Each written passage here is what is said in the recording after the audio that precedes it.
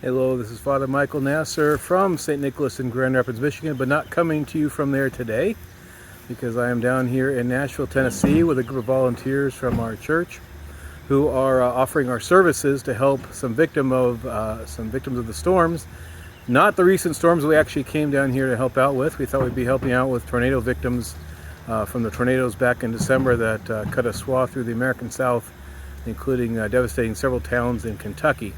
Sadly, the damage was so extensive that there was really nothing we can do, and they're just basically bulldozing the damage that was there. However, we were needed down here in Nashville, actually, ironically, in the town of Antioch. The Antiochians have come back to Antioch to help out a family who had damage from floods that happened last spring, where floodwaters got into the house, have caused damage to the floor, and they've been waiting for help since then to get some folks to come in and help them replace the floor so they can live in the house safely.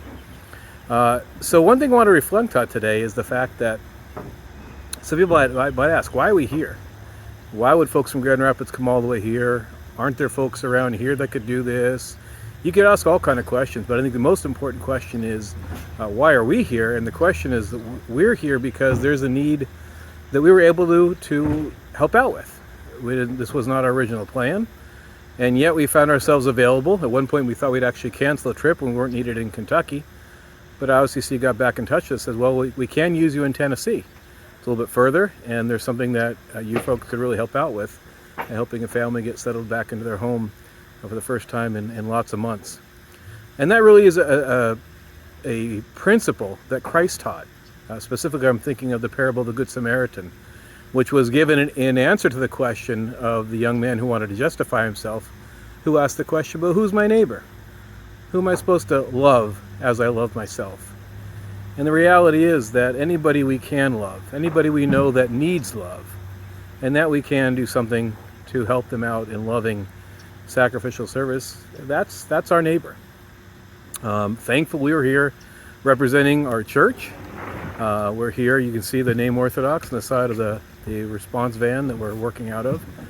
We're here as representative of our own parish, which is really a blessing. Not everybody, not all of you watching this that wanted to come were able to come, but we were able to. Thankfully, we were given the opportunity, and we all feel very appreciative of that opportunity.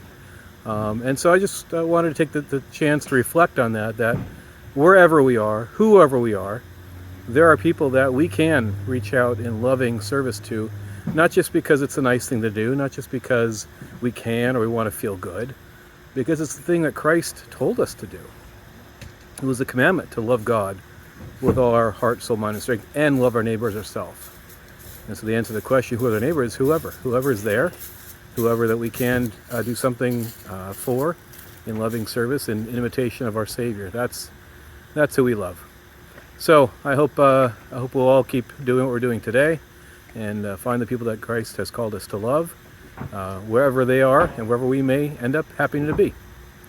I hope you found this helpful, and if you did, please share it with your friends and companions via social media, and God willing, we'll see you in next week's video.